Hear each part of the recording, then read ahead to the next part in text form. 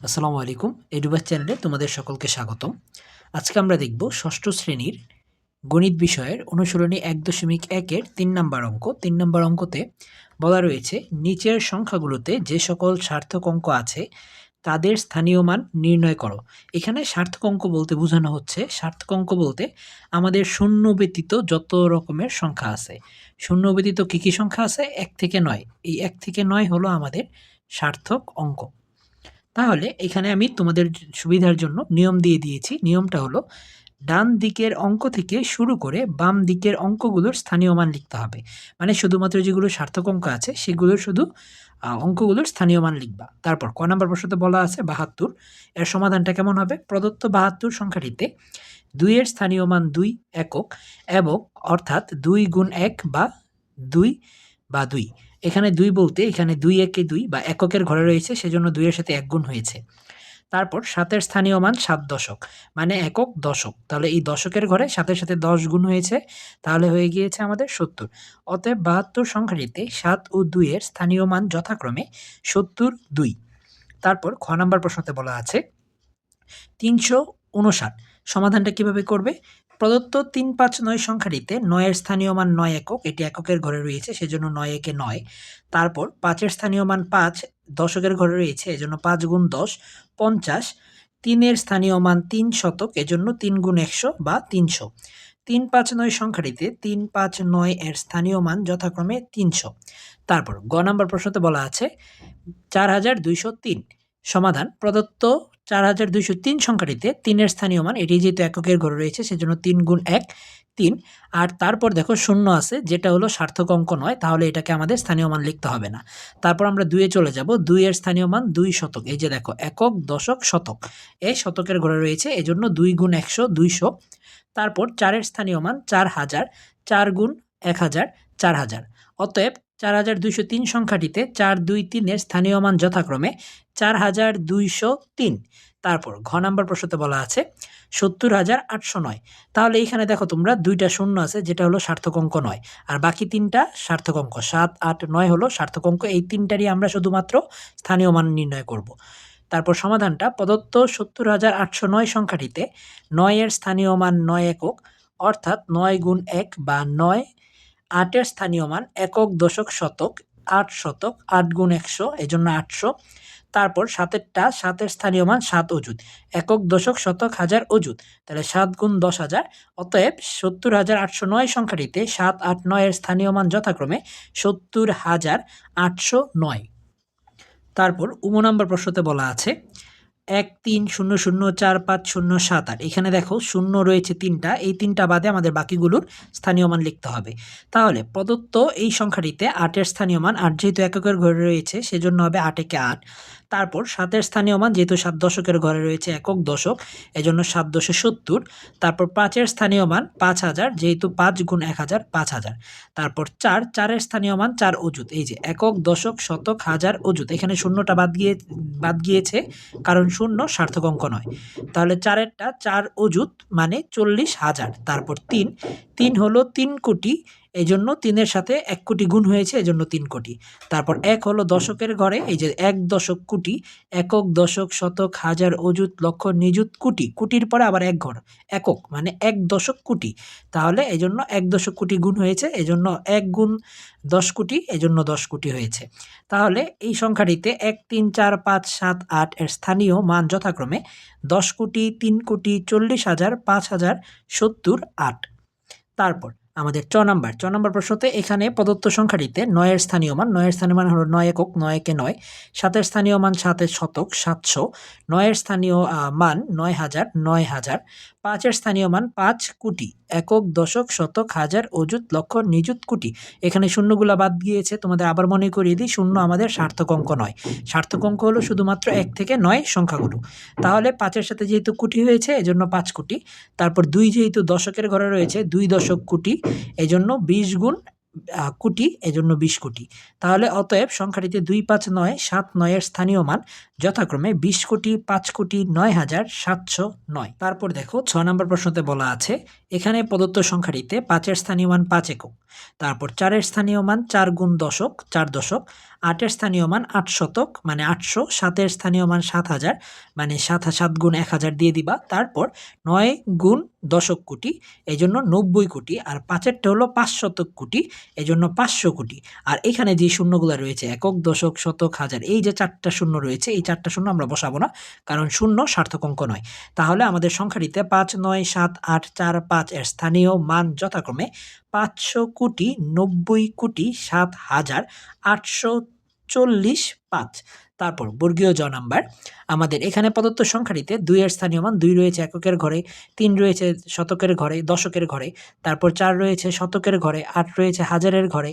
তারপর দেখো এই যে ২ এর স্থানীয় মান ২ একক, ৩ এর স্থানীয় মান ৩ দশক, ৪ এর স্থানীয় মান ৪ শতক, ৮ এর স্থানীয় মান ৮,০০০, তারপর ৫ এর স্থানীয় মান অযুত এজন্য ৫০,০০০, তারপর ৭ এর স্থানীয় মান ৭ লক্ষ এই যে লক্ষ, ৯ এর স্থানীয় মান দশক কোটি এজন্য ৯ দশক কোটি মানে ৯০ কোটি। তাহলে অতএব সংখ্যাটিতে ৯, ৭, ৫, ৮, ৪, ৩ ও ২ এর স্থানীয় মান যথাক্রমে ৯০ কোটি, ৭,৫০,০০০, ৮,৪৩২। তারপর ৬ নম্বর প্রশ্নতে বলা রয়েছে এখানে প্রদত্ত সংখ্যাটিতে ৪ এর স্থানীয় মান ৪ একক, ৩ এর স্থানীয় মান ৩,০০০। এখানে এই যে এই ২টা শূন্য, তারপর এই শূন্যগুলো বাদ যাবে কারণ শূন্য স্থানীয় মান নয়। তারপর দেখো ৩ এর স্থানীয় মান ৩,০০০, ২ এর স্থানীয় মান ২ অযুত, ৯ এর স্থানীয় মান ৯ লক্ষ, ৮ এর স্থানীয় মান ৮ কোটি, ৭ এর স্থানীয় মান ৭ দশক কোটি মানে ৭০ কোটি, ৫ এর স্থানীয় মান ৫ শতক কোটি মানে ৫০০ কোটি, ১ এর স্থানীয় মান ১ অযুত কোটি মানে ১০,০০০ কোটি। তাহলে অতএব সংখ্যাটিতে লেখা যায় ১, ৫, ৭, ৮, ৯, ২, ৩, ৪ এর স্থানীয় মান যথাক্রমে ১০,০০০ কোটি, ৫০০ কোটি, ৭০ কোটি, ৮ কোটি, ৯ লক্ষ, ২০,০০০, ৩,০০০, ৪। তারপর আমাদের ৪ নম্বর প্রশ্ন দেখো কি বলা আছে। ৯ অঙ্কের বৃহত্তম ও ক্ষুদ্রতম সংখ্যা লেখো। আমাদের ৯ অঙ্ক বলতে টোটাল সংখ্যা হতে হবে ৯টি, এবং বৃহত্তম মানে সর্বোচ্চ সংখ্যাটা এবং ক্ষুদ্রতম মানে সর্বনিম্ন সংখ্যাটা। তোমরা জানো বৃহত্তম সংখ্যা বলতে আমাদের ৯ বোঝানো হয়, আর ক্ষুদ্রতম সংখ্যা বলতে ০ বোঝানো হয়। এক্ষেত্রে আমাদের ৯ অঙ্কের যেহেতু ক্ষুদ্রতম তৈরি করব সেজন্য আমাদের প্রথম ঘরে ১ বসিয়ে দিয়ে তারপর বাকি ঘরে আমাদের বাকি শূন্য সংখ্যাগুলো বসিয়ে দিব ক্ষুদ্রতমের জন্য। তাহলে দেখো সমাধানটা কিভাবে করা রয়েছে। ১ অঙ্কের বৃহত্তম সংখ্যা ৯। অঙ্ক পাতনের যেকোনো অবস্থানে ৯ এর স্থানীয় মান বৃহত্তম হবে, মানে ৯ হলো সর্বোচ্চ সংখ্যা। ১ থেকে ০ থেকে ৯ পর্যন্ত ৯ হলো সর্বোচ্চ সংখ্যা। সুতরাং ৯টি ৯ পরপর লিখলেই ৯ অঙ্কের বৃহত্তম সংখ্যা পাওয়া যায়। তাহলে আমরা নির্ণয় বৃহত্তম সংখ্যা ৯টা ৯ লিখে দিব এবং কমা বসিয়ে দিব। দেখো কমা বসানোর কথাটা হলো হাজারের পরে একটা কমা, একক, দশক, শতক, হাজার, এই যে হাজারের পরে একটি কমা, হাজার অযুত লক্ষ, লক্ষের পরে একটি কমা, তারপর নিযুত কোটি, কোটির পরে একটি কমা, মানে প্রথম ৩ ঘর পরে হবে কমা, পরে ২ ঘর, ২ ঘর পরে কমা। আবার ক্ষুদ্রতম অঙ্ক হলো ০। আমি একটু আগেই বলে দিয়েছিলাম ক্ষুদ্রতম অঙ্ক হলো আমাদের ০। সুতরাং সর্ববামে সার্থক ক্ষুদ্রতম অঙ্ক, সার্থক বলতে গেলে আমাদের ০ ব্যতীত ১ থেকে ৯ সংখ্যাগুলো হলো সার্থক অঙ্ক। তাহলে সার্থক অঙ্ক আমাদের ১ লিখে ডানে পরপর ৮টি শূন্য বসালে ৯ অঙ্কের ক্ষুদ্রতম সংখ্যা পাওয়া যাবে। অতএব ৯ অঙ্কের ক্ষুদ্রতম সংখ্যা এই যে ১ বসিয়ে তারপর পরপর ৮টি ক্ষুদ্র শূন্য বসিয়ে দেওয়া হয়েছে ক্ষুদ্রতম সংখ্যা। তারপর ৫ নম্বর অঙ্কটি দেখো, বলা আছে একই অঙ্ক মাত্র একবার ব্যবহার করে ৭ অঙ্কের বৃহত্তম ও ক্ষুদ্রতম সংখ্যা গঠন করো। মানে আমাদের প্রশ্নতে দেওয়া যে সংখ্যাগুলো থাকবে তাকে মাত্র একবার ব্যবহার করা যাবে, একের অধিকবার ব্যবহার করা যাবে না, এবং সর্বোচ্চ আমরা ৭ অঙ্কের বৃহত্তম তৈরি করব এবং ক্ষুদ্রতম সংখ্যা তৈরি করব। ৭টা ঘরে ৭টা অঙ্ক বসতে হবে। এখন এটা কিভাবে করবে এই জন্য তোমাদের নিয়মটা আমি ধাপ আকারে দিয়ে দিয়েছি যাতে সুন্দর করে করতে পারো। প্রদত্ত অঙ্কগুলোকে বড় থেকে ছোট ক্রমে সাজাতে হবে। আমাদের যেই প্রশ্নতে অঙ্ক দেওয়া থাকবে তাকে বড় থেকে আগে ছোট ক্রমে সাজাবো। তারপর ধাপ ২ এ বলা আছে কমার মাধ্যমে ৭ অঙ্কের বৃহত্তম সংখ্যা লিখতে হবে। তারপর কমা দিয়ে যেই বৃহত্তম সংখ্যাটা লিখবো আমরা বড় থেকে ছোট, সেখানে আমরা কমা বসিয়ে দিব ৭ অঙ্কের। তারপর পুনরায় প্রদত্ত অঙ্কগুলোকে ছোট থেকে বড় ক্রমে সাজাতে হবে। তারপর ছোট থেকে বড় ক্রমে সাজাবো যে অঙ্কগুলো আছে, তারপর আবার কমার মাধ্যমে ৭ অঙ্কের ক্ষুদ্রতম সংখ্যা লিখতে হবে। তাহলে দেখো ক নম্বর প্রশ্নটা আমরা সমাধান করি। আমাদের সংখ্যাটা দিয়ে দিয়েছে। তারপর আমরা লিখে দিব অঙ্ক পাতনে, মানে অঙ্কগুলো সাজালে আমরা দেখতে পাই এই যে সর্বোচ্চ সংখ্যা এখানে রয়েছে আমাদের প্রথম ৯। তাহলে আমরা ৯টাকে প্রথম বসালাম। তারপর সর্বোচ্চ সংখ্যা রয়েছে ৮, এই যে ৮ বসালাম। তারপর ৫, ৪, ৩, ২, ১। এখন এই সিরিয়াল অনুযায়ী আমরা বসিয়ে বড় থেকে ছোট যদি সাজাই তাহলে আমাদের ৭ অঙ্কের বৃহত্তম সংখ্যা গণনা হয়ে গিয়েছে এবং আমরা কমা বসিয়ে দিয়েছি। তারপর এই সংখ্যাটাকে আমরা ছোট থেকে বড় অনুসারে সাজালে ১, ২, ৩, ৪, ৫, 8, 9 এই যে ছোট থেকে বড় সাজানো হয়েছে তাহলেই আমাদের ক্ষুদ্রতম সংখ্যা হয়ে গেল। তারপর খ নাম্বার প্রশ্নটা আমরা একইভাবেই করব। আমাদের এখানে প্রথম বৃহত্তম সংখ্যা হলো 9, এই যে আমরা 9 বসালাম। তারপর বৃহত্তম সংখ্যা হলো 8, এই যে 8 বসালাম। তারপর হলো 7, এই যে 7 বসালাম। তারপর 5, এই যে 5 বসানো হলো।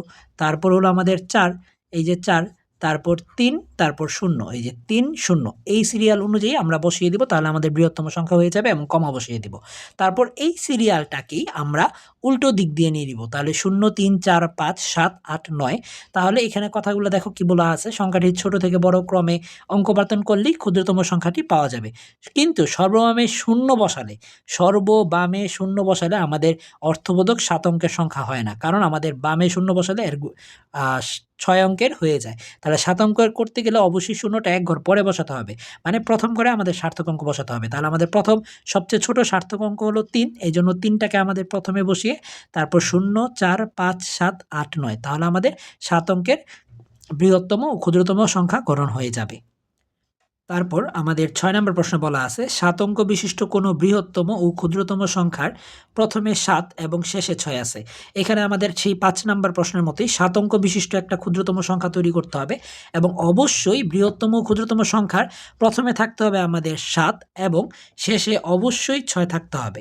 তাহলে আমাদের প্রথমে যদি 7 দিয়ে এবং শেষে 6 দিয়ে আমাদের বৃহত্তম সংখ্যা গঠন করতে হবে। তাহলে আমরা জানি সর্বোচ্চ বৃহত্তম সংখ্যা হলো আমাদের 9। তাহলে অঙ্কপাতনের যে কোনো অবস্থানে 9 এর স্থানীয় মান বৃহত্তম হবে।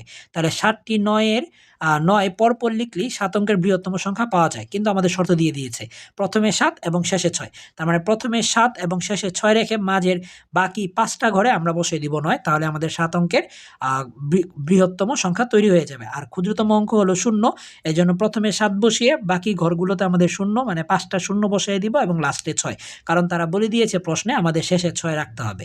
তাহলে এখানে কথাটা কি বলা আছে, পরপর 7টি 0 লিখলে কোনো অঙ্ক প্রকাশ করে না। সুতরাং সর্ববামে সার্থক ক্ষুদ্রতম অঙ্ক 1 লিখে ডানে পরপর 6টি 0 বসালে ক্ষুদ্রতম সংখ্যা পাওয়া যায়। কিন্তু আমাদের শর্ত অনুযায়ী বলে দিয়েছে প্রথমে 7 বসাতে হবে এবং শেষে 6, এজন্য প্রথমে 7, শেষে 6 এবং সবচেয়ে ক্ষুদ্রতম অঙ্ক হলো 0, এজন্য 0টা আমরা এখানে বসিয়ে দিলাম। তাই নির্ণয় সংখ্যা 7, 9, 9, 9, 9, 9, 6, 7, 0, 0, 0, 0, 0, 6। তারপর সর্বশেষ আমাদের প্রশ্ন 7 নাম্বার, এখানে বলা আছে 7, 3, 4, 5, 5 এর অঙ্কগুলোকে বিপরীতভাবে সাজালে যে সংখ্যা হয় তা কথায় প্রকাশ করো। বিপরীতভাবে বলতে আমাদের এই পিছন থেকে, মানে একবারে ডান থেকে আমাদের বামে আসতে হবে, এটাকেই বোঝানো হচ্ছে বিপরীত। তাহলে প্রদত্ত সংখ্যাটা আমাদের এই যে লেখা আছে 7, 3, 4, 5, 5, তাহলে বিপরীত ক্রমে সাজালে তাহলে 5, 5, 4, 3, 7, এই যে 5, 5, 4, 3, 7। তাহলে এটাকে যদি আমরা একটু কমা বসিয়ে নিই তাহলে সুবিধা হবে। একক, দশক, শতক, হাজার, এই যে 3 ঘর পরে কমা, তাহলে আমাদের কি হচ্ছে 55,437, 55,437। আমাদের পরবর্তী ভিডিও দেখার আমন্ত্রণ রইল। আল্লাহ হাফেজ।